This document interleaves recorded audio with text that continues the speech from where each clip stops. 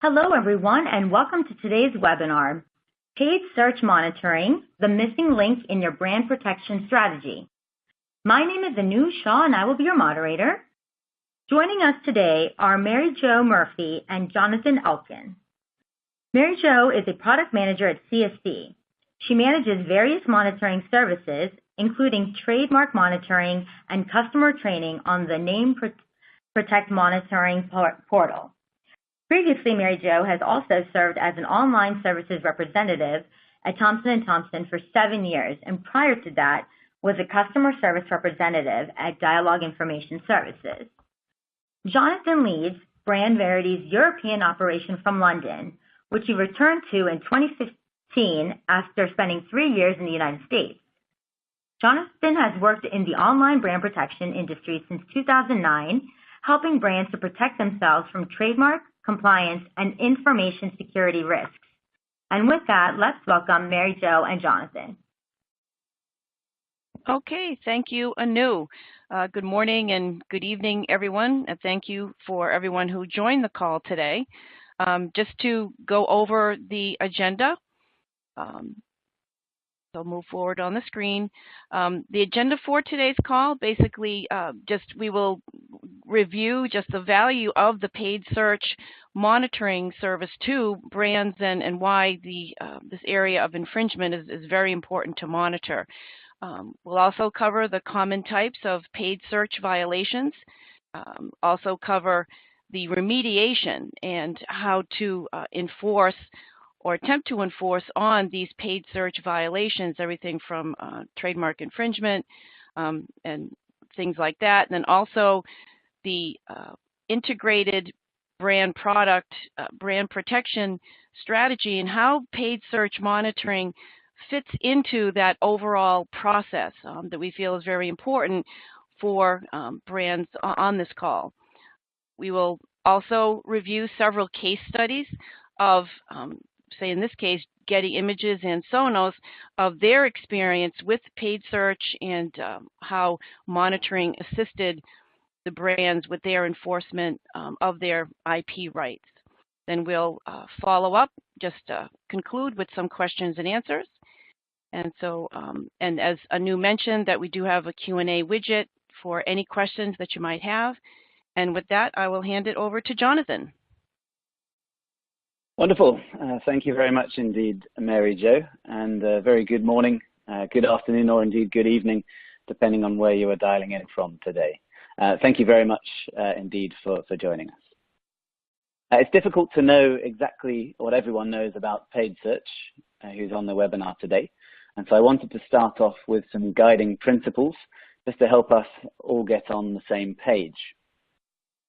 So working in a clockwise direction from the definition, what is paid search?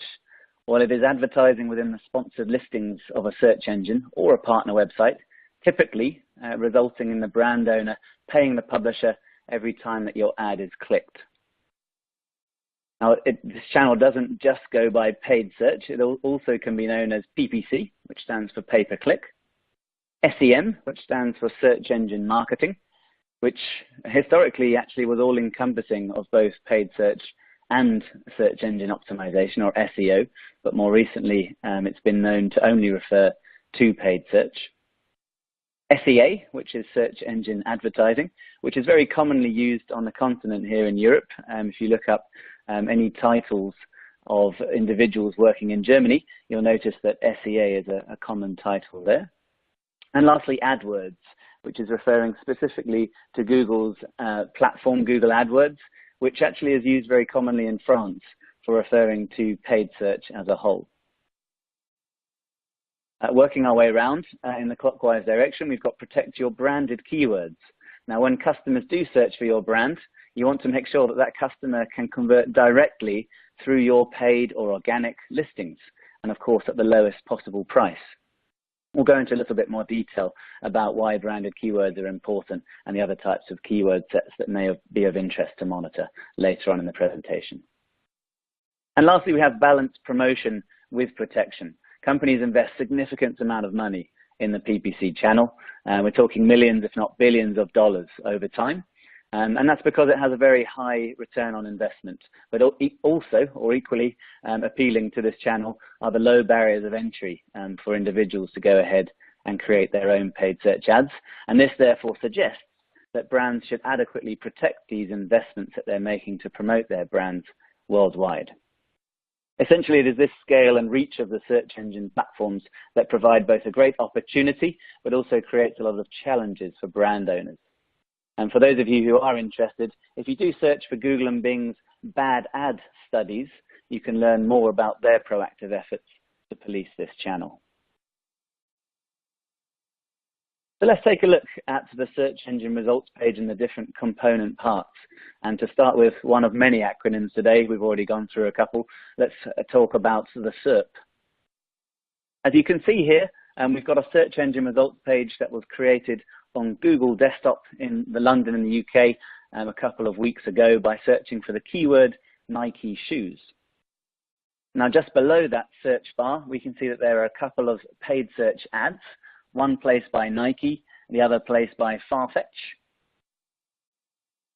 Below that, we have the first of many organic listings, or the SEO listings.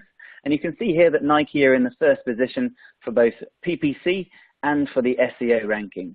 And this is an optimum setup or optimum outcome for this particular SERP that Nike would be looking for when they've set up their search strategy, as studies have shown that if an ad and an organic listing are both in the first position, this typically results in the highest rate of conversion.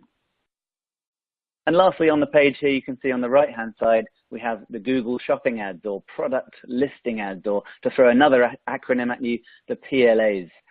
These have been adopted and indeed invested with higher allocations of budget as the years have progressed. And you can see that it's in a very predominant position here on the SERP. Now, as we move forward, we can see a different SERP that looks quite similar to the previous one, and this is of Bing Desktop. And you can see here, again, a similar layout. We've got ads from Nike, JD Sports, and Skate Hut. We can't quite see the organic listings here because Bing typically will be showing more ads on their search engine results pages. On the right-hand side, you can see an informational section about Nike, the organization. And just below that, you can see the title, Shop for Nike Shoes, whereby if you were to scroll down, you could see the Bing shopping ads just below there. Now, if you were to search the same keywords combination, Nike shoes, on the mobile variations of Google and Bing, as you can see in these two screenshots that have appeared within the presentation view, you'll notice that there is very similar components to these SERPs, but again in a slightly different layout. So on this occasion, we've got the shopping ads that are coming first in terms of what the user can see on the much smaller screen. And they are then followed by the paid search ads, and then following that, the natural or organic listings. As the prevalence of mobile increases for consumers in terms of how they navigate to make purchasing decisions or learn about organizations, you can obviously draw some conclusions that it will be as important to focus on paid search as a channel in terms of your brand protection strategy, as it is to focus on the desktop and the current volumes of traffic that your company may or may not be acquiring through PPC. Ads can be highly targeted, both for brand owners as well as infringers. They can be very specific with when and where their ads appear. Now, this can be great when brand owners are trying to connect with a target audience in a cost-effective manner, but it can also make it possible for infringers to place their ads in a systematic way to avoid being detected and maximize the return on their own investments in PPC. Now, as we look at these 5 bullets, a brand might, for example, choose to have their ads appear on any keyword search that includes their brand term. So if we were to use Nike shoes or Nike as an example, they may wish to appear on any search for Nike, Nike shoes, Nike sneakers, etc. However, an infringer may choose to target the misspellings of Nike, Nike with 2 E's, for example, or perhaps a misspelling of their primary domain name. So www.nike.com, for example, is a very commonly targeted keyword in paid search by infringers. Now, a brand may well specify where they wish their ads to appear in terms of location. However, typically they're quite far-reaching, targeting those cities that are where their primary audiences are located. However, the infringer might well be, or try to be clever, and only place their ads in locations that are away from that brand owner's headquarters.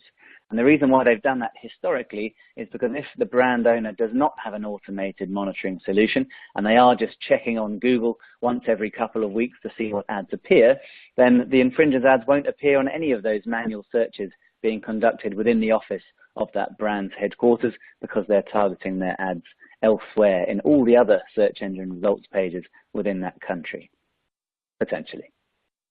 Time of day for the search. This is also important because the infringers may well choose to only place their ads outside of the office hours for which that brand owner's headquarters are operating, very much for a similar reason to the location being a variable that they might try to manipulate to avoid being detected by the manual lookup efforts of the brand owner. The search engine used. Well, the brand may choose only to advertise in Google, being obviously the primary search engine in most countries worldwide. However, the infringer may choose to target those other search engines where there are not paid search ads, whether it's the mobile variation or the desktop variation. The device a consumer is searching from is also an important factor where ads can be targeted, because as we see with many infringers, we see a prevalence towards Google Mobile for many different brands, not only because it isn't being monitored actively by the brand owner, but also, as we saw, the paid search ads arguably have a better position on the page before you have to scroll down and look at the organic listings. So for all these 5 reasons, ads can be very targeted to brand owners and infringers. But most importantly, to consider as a brand owner, it's very, very difficult to try and replicate these variables manually. You have to imagine that you would have to have members of staff in different cities throughout the country that you're operating in, ready to run a search on their mobile and on their computer across multiple search engines, and to repeat this process on multiple keywords in that given space of time, and then repeat that whole process again 15 minutes later or an hour later, whatever the frequency of searching that is being conducted.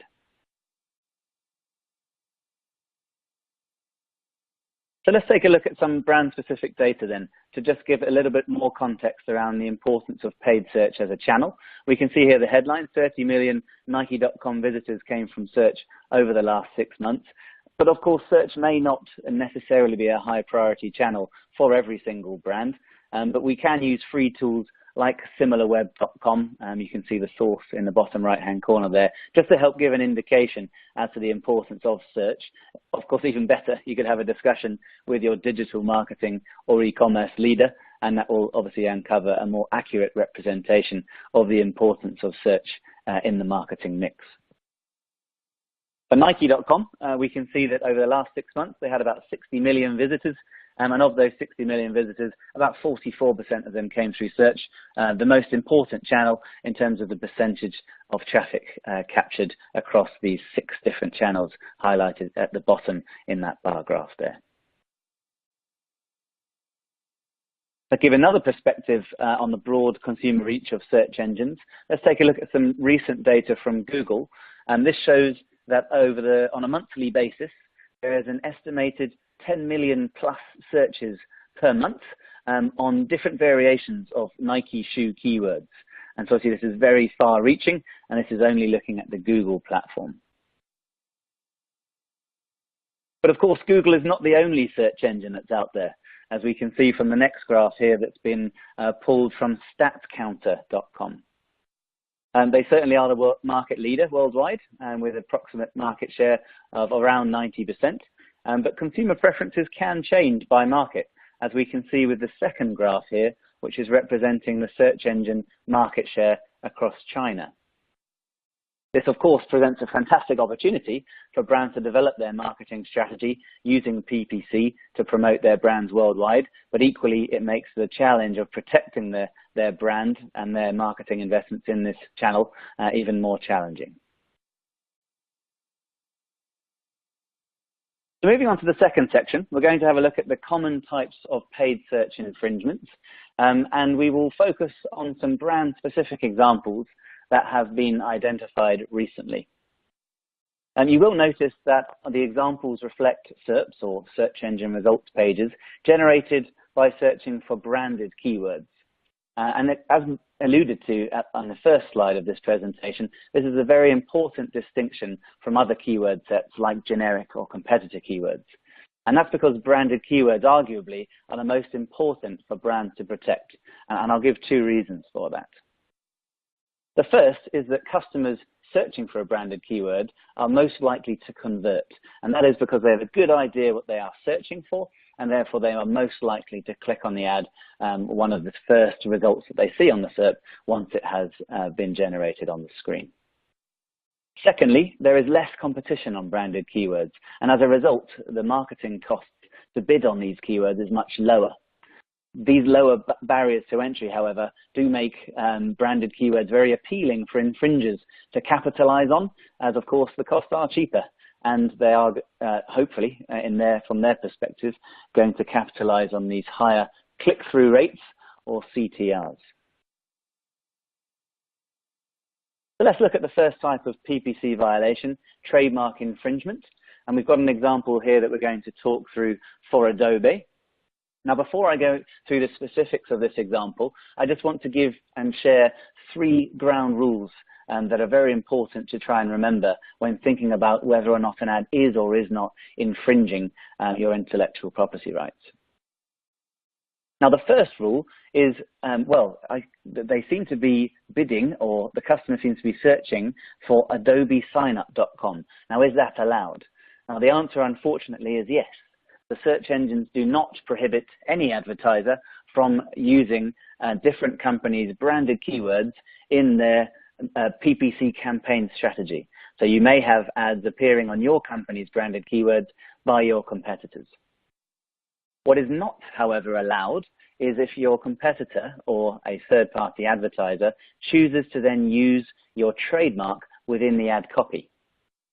Now, if the first rule is that brand bidding is allowed, the second rule to remember is where in the world was the ad detected?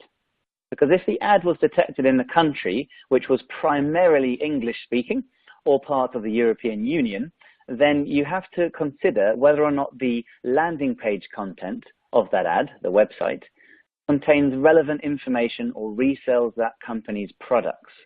And this is called the reseller and informational policy. Because in English-speaking countries or a country within the European Union, if a company bids on your keywords and then uses your trademark within their ad copy, and the landing page does give relevant information or resell your products, then unfortunately you cannot have that ad taken down using the search engine's takedown procedures. So the first rule, brand bidding is permitted. The second rule, we have to consider the reseller and informational policy for adverts that have appeared in the English-speaking or European Union. And the third rule is where within the ad copy is the trademark referenced. Because if the trademark is only referenced within the display URL, which is the green part of the ads that you can see on the screen here, then unfortunately the search engines do not accommodate for this violation within their policies. So if you do see an advertiser who is using your trademark very heavily within the display URL of paid search ad copies, then you would have to take an alternative form of action outside of the search engine's takedown procedures, likely through a direct communication or engaging your trademarks, your legal team's intellectual property team to be able to enforce your trademarks outside of the search engine's processes. So 3 rules in summary: brand bidding is allowed.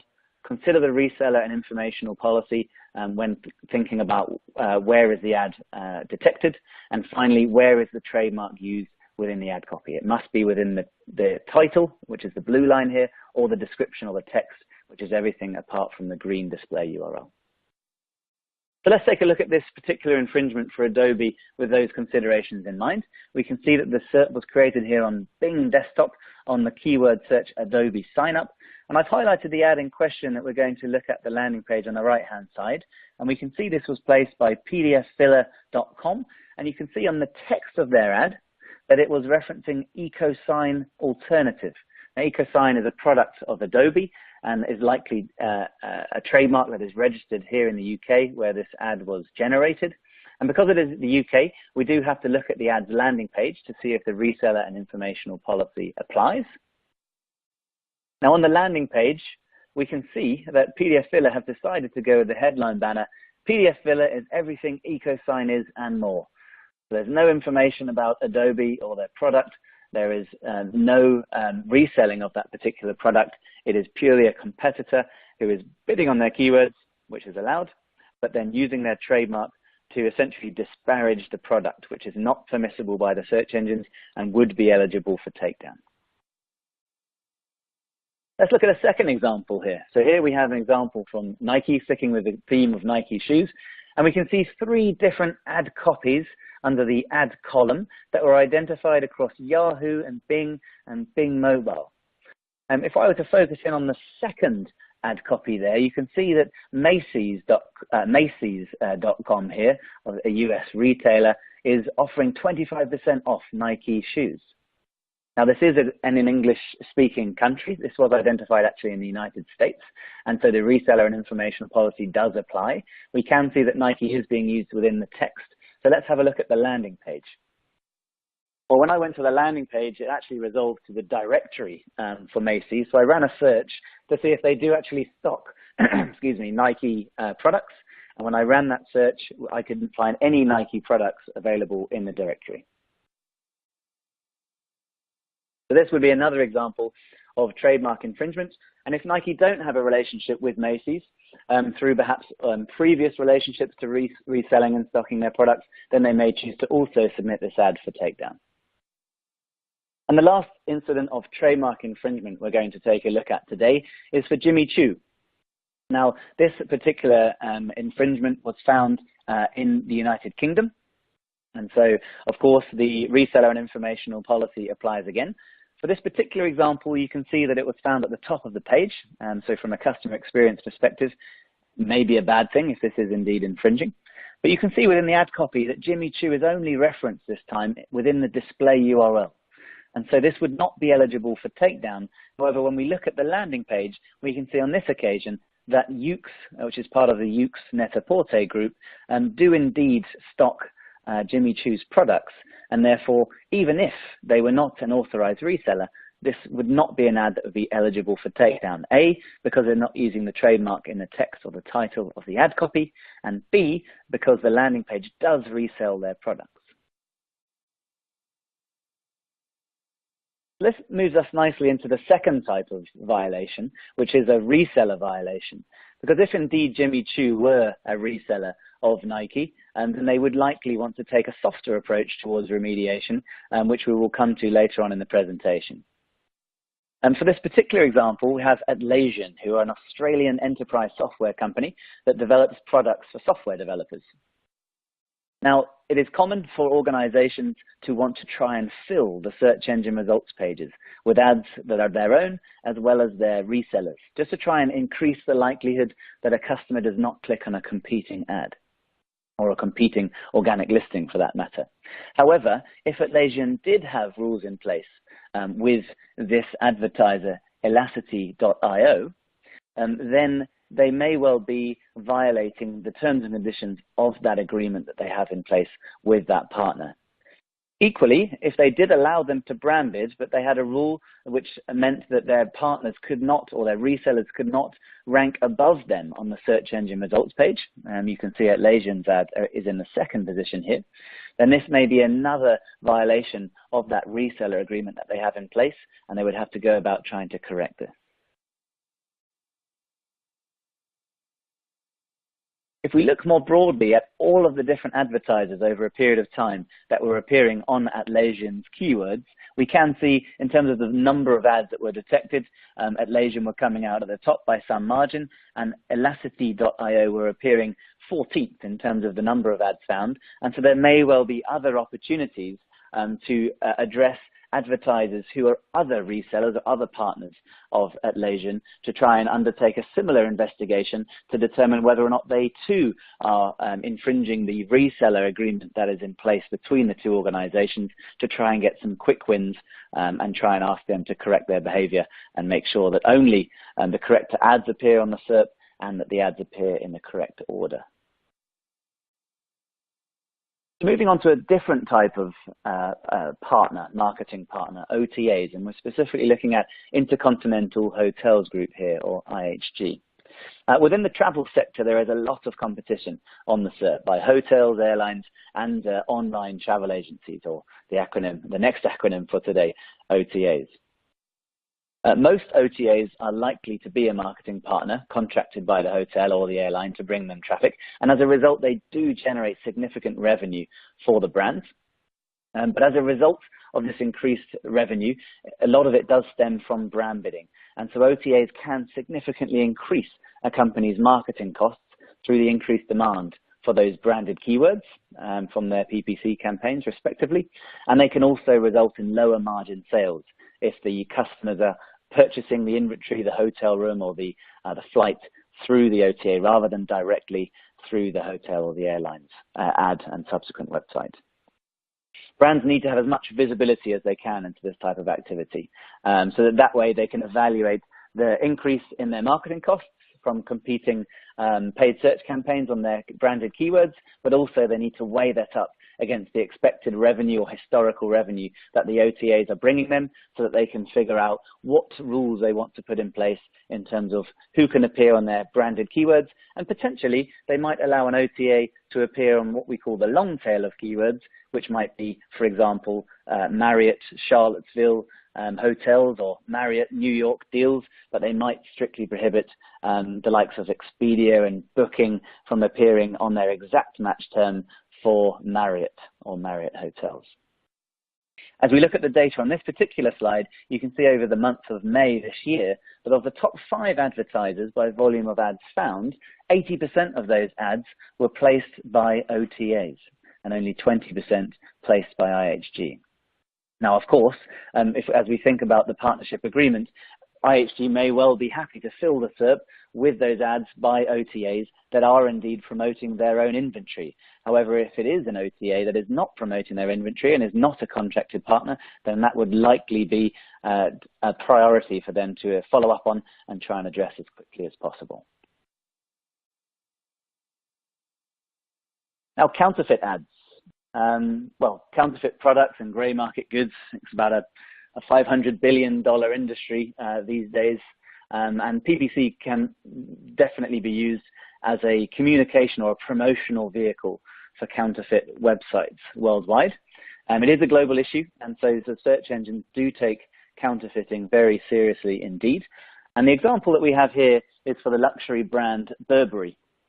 And for this particular ad, you can see that the advertiser, graziadaily.co.uk, is promoting an 89% off offer on Burberry scarves, as well as free shipping worldwide.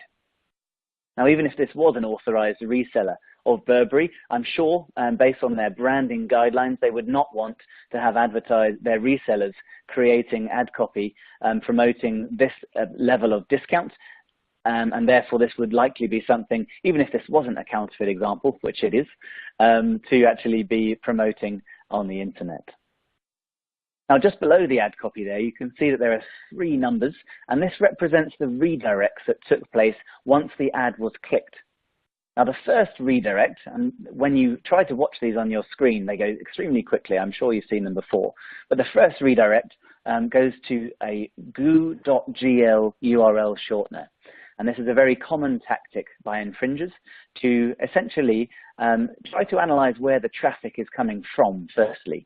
Because if they're suspicious that it might be an automated solution that's trying to uncover who they are, they might choose just to perhaps resolve the ad to the correct website, Burberry.com.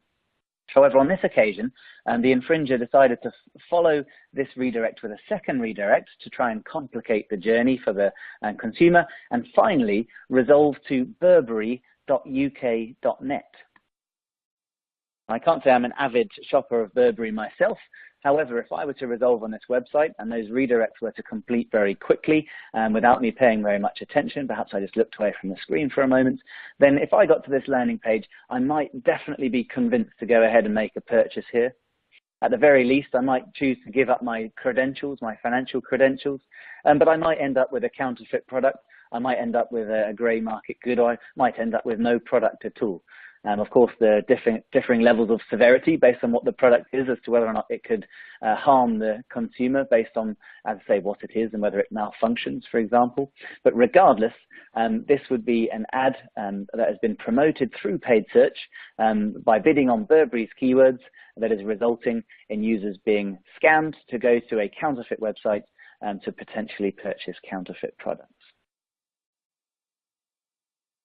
Now, affiliate violations. If you're not familiar with affiliate marketing, this is a channel essentially where members of the public are paid a commission for driving an action, typically a sale. However, this channel can create problems for brands. Affiliates are really looking to make a quick buck by promoting their offers and trying to make as much money as they can before they move on to the next affiliate program for a different organization. And of course, there are affiliates who are long-term affiliates for individual brands, and they do conduct themselves with the correct practices, and they establish very good rapport with brands. However, on occasion, we do find that affiliates are indeed looking for those quick wins by promoting their offers in paid search. And if they are caught, of course, there are likely very limited consequences, maybe kicked off the program or given a warning and perhaps kicked off on the second occasion. Now, a brand's affiliate program is usually launched by what we call an affiliate network, and the affiliate network acts as a conduit or a middleman to both recruit, pay affiliates amongst a bunch of other administrative deliverables. It's the T's and C's that are in place, the terms and conditions between the affiliate network and the affiliate, that strictly prohibits brand bidding for most affiliate programs. So it could well be worth understanding if your organization has an active affiliate program and where those affiliate programs are located worldwide and with which affiliate networks they are currently running. For this particular example, if I were to put something on the screen and stop keeping you in limbo, we'll see an example here for Jumia. Jumia is the leading e-commerce platform across Africa, and this particular SERP was found on Google Desktop in Egypt. And we can see that the keyword search was Jumia Facebook. We can see the first ad has been placed by Facebook themselves, and the second ad has been placed by what appears to be Jumia, using their Egyptian top-level domain .com.eg. Now, if I were to click forward, you'll notice a box in the bottom right-hand corner that shows a rather more complex series of redirects, but with a very similar nature to what we saw moments ago for Burberry. On this occasion, we're seeing the first redirect, or what we call the fronting website, being yabs-yandex.ru. The traffic then redirects through to the affiliate's tracking links, which helps us to uncover who they are, but also allows the brand owner, Jumia, once they finally resolve through to their website and make a purchase, to track back to see where the traffic came from, see it came from this affiliate, and ultimately pay them a commission, because they're not able to see that the traffic originated from a PPC ad. And then the last of the, or sixth, I should say, of the PPC violations that we're going to be taking a look at today is related to fraud. And like any online risk, it's very important to evaluate the risk return for proactively monitoring that channel. But unfortunately, fraud does occur across many online channels, from email to domain name infringement through to PPC. And this provides another opportunity for infringers with a quick in and out strategy to collect customer credentials and benefit financially. Now, the next two examples, we'll be looking at phishing and a vishing example, or voice-based phishing via the telephone. For this particular example here, we can see for Lloyds Banking Group that there were various phishing scams using different display URLs there in green. The first one being lloyds-logonuk.com, found in the top position on Bing in August last year. Then we have a similar example, this time using the domain lloydsbgnk.co.uk, again in the top position, this time on Bing Mobile. And lastly, we have a violation found in Cardiff in Wales in the United Kingdom on the domain name lloydsbnnk.com. The ultimate goal here being to get individuals to click through to that website, insert their customer credentials, and ultimately be scammed. With a similar view, we have these potential phishing ads. I'll load them both up on the screen. We put for potential because we're not able to validate if these were or were not vishing scams, excuse me. The idea here being that the user searches for these branded keyword combinations. On the left, we've got a result on Google Mobile for eSure claims line. And we can see this top ad is requesting the user to call a telephone number here in the UK. That telephone number might be one of two things. One, it might be a premium line, which might end up costing that user a lot of money and result likely in a complaint through to the customer services team of eSure. Or even worse, it could be someone, an agent on the end of the line, asking them for their login credentials or some banking details before they proceed any further and result in a fraudulent scam being targeted against them. And the old adage in online brand protection goes, there is no point monitoring if you don't take action. And so in the following slide, I'll walk you through some of the different options available to remediate these risks, either via an automated solution or indeed on a case-by-case basis. As mentioned at the top of the presentation today, these slides will be circulated afterwards, and so those hyperlinks in the next slide you'll be able to click on and navigate through to the relevant landing pages. Now we're going to look at the 4 different groupings of PPC violations. So we've got trademark infringement, partner violations, whether it's a reseller, online travel agency, or affiliates. We've got counterfeit ads, which of course came out a moment ago as the violation of most interest for today's participants. And then we have fraudulent ads there, which was the second most of interest PPC violation category.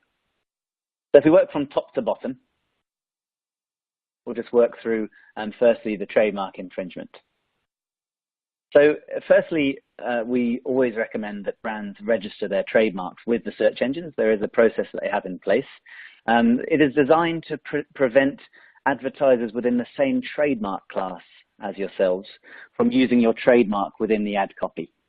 It does work to a degree. I typically like to refer to it as a safety net. It, of course, doesn't prevent advertisers outside of that trademark class from misusing the trademark. And on some instances, as we saw with Adobe, it can also slip through the cracks in terms of potentially that trademark class whereby competitors are competing against one another. However, registering your trademark with the search engines is certainly a good first step. Next, we encourage you to understand the search engine's policies. Absolutely, service providers are there to help you, to keep you up to date with the latest policies. However, as shared with you earlier, there can be some nuances when we talk about trademark infringement when it comes to things like where was the ad found, is the ad's landing page referring to the reseller and informational policy and therefore is not eligible for takedown, where in the ad copy is the trademark used, etc., etc. And so understanding the search engine's policies to determine if an ad is indeed a trademark infringement is very important indeed.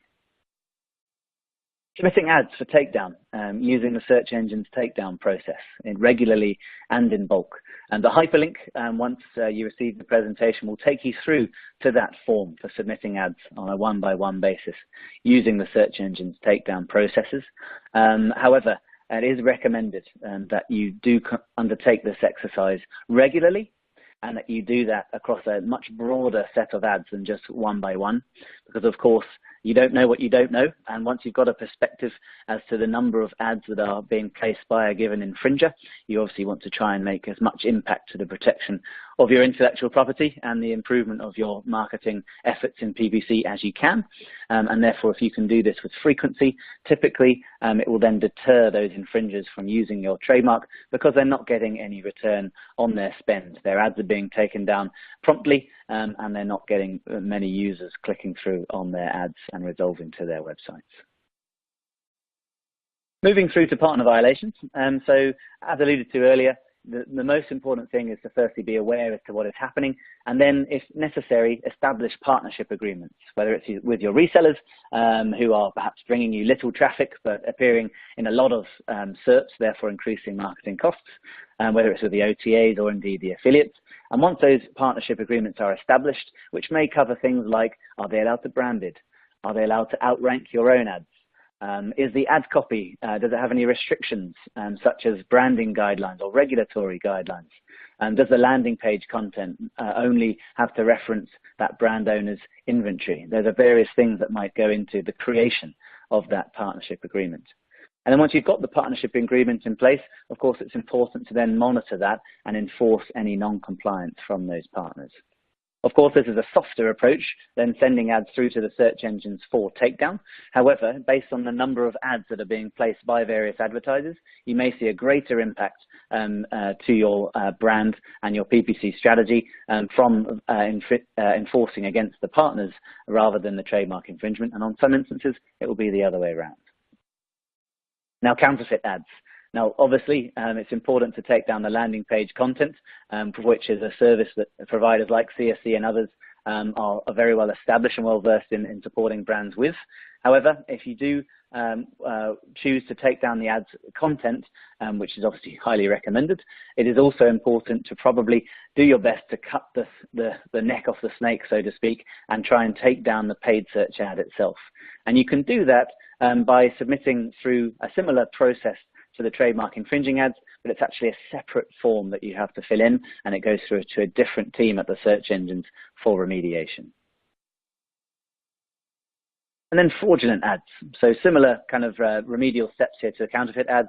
Take down the landing page content as a priority. Again, something that CSC excels in, and other service providers as well. But if you wish to take down the ad as well, that is creating the promotion, the communication for that phishing website, then the actual submission process for fraudulent ads is the same as the process for trademark infringing ads. Essentially in PPC, the volume of infringements is so high, so it is key to prioritize risks and the subsequent impact to your business. For one business, this may be addressing a significant loss of traffic to fraudulent affiliates. Another, it might be establishing and enforcing rules with their resellers, and obviously likely financial services, it's going to be some sort of component of addressing phishing and vishing. But whatever the decision is, it's likely to be based on the scale of the problem. So trying to figure out how many ads are being placed by each advertiser is obviously very important. And regardless of the PPC violations, the nature of the PPC violations that we've broken down into 4 categories here, the more ads that a brand owner can remove, then the less demand that will be on their branded keywords from a PPC perspective, which in turn can help your own marketing teams to capture more traffic and lower their own costs from bidding on those branded keywords. Well, for those who are well versed in remediation strategies across other online channels, it's well worth noting that for PPC, there aren't any additional costs when it comes to remediation for submitting ads to the search engines, or indeed communicating with partners who are violating those partnership agreements. Okay, so I'll take over the next few slides quickly, where just to talk about the integrated brand protection strategy that, where does paid search fall in this overall picture? And, pardon me, I'll take my hand off the mouse, John. So we do see very succinct steps at CSC for brand protection. And our talk today really is focusing on the monitoring and enforcement, which, as you see, is step 4 here. And it's really just the monitoring for these, say that what your customers, your clients are seeing when they're searching for your brand, that you want to prioritize these infringements because this is a key channel, as we can see with the information that John has provided earlier, that the numbers of search engine search results across the world, or even say just 90% of it being on Google, or even now much more on mobile searches as well, that this is very, say, a vital area to enforce, to monitor as well as enforce. And so we could go to the next slide, please. So here we basically start out with, well, who is this challenge geared towards? The folks on the call, we really have seen in the past through experience that marketing departments really, this is your digital ad revenue, right? Your ad spend, and whether the expenses because of infringements in this channel are affecting your marketing advertising spend. And so also the legal folks for when it's that trademark infringement that results in the customer confusion, which could potentially be reduced customer loyalty or even damage to customers because of these ads directing to malware, perhaps. And then the IT groups of folks, whether it's domain, they're concerned about domain traffic, and that can definitely be affected by these bad actors. That whether it's the affiliate behavior that's not acting the way they should, or by just these malware producing entities. And so the challenge that we have today, and which we really wanted to just cover today, is these different, how do you deal with the brand sentiment when, for example, the affiliate ad can replace a brand's ad with their own, and that's going to take away the brand owner's control of their own message. Or trademark abuse, as we saw in the slides from Jonathan. Cybercrime is a huge issue, as we know globally, where there was a recent study that showed that 14% of searches on a branded term led these, say, your clients, your potential clients, 14% of the time led them to a site that was not that legitimate brand site. And so these are all concerns that, say, folks on the call, can definitely learn from this particular channel and the value of monitoring it. And so for where as we saw with Jonathan's slides, there are so many different channels that your clients or potential clients are going to, and the customers are savvy. They know how to search online, and these channels are expanding constantly. That allows for more and more customized and instant communications that are reaching your clients. So all of these are the channels that will all work together. And again, this paid search monitoring is a vital part of that overall strategy. So next slide. So I'll hand it back over to Jonathan for some case study discussions. Great. Thank you very much, Mary Jo. And I'm conscious of time that we have 5 minutes left. And so for the purposes of the case studies, what I will do is simply flash up on the screen the headlines for Getty Images, and make you aware that within the source in the bottom right-hand corner, you can navigate to these web pages upon receipt of these slides, and you can read through the case studies in a little bit more depth. The case study for Getty Images was specifically looking at how they have utilized a bulk submission process with frequency and with regularity through to the search engines to protect their iStock brand.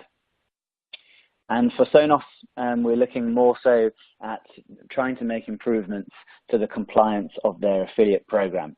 And that specifically is talking about removing what we call ad hijacks, which we saw for Burberry and Jamia, where someone creates an imitation ad with the goal of trying to receive an unnecessary commission, and obviously increase the marketing costs of those violated brands. Great, thank you. So thank you again, Jonathan and Mary Jo. The information was extremely insightful. Folks, thank you for joining us. That is all the time we have today. If we didn't get to your question, we will contact you with a response after the webinar. We hope to see you next time.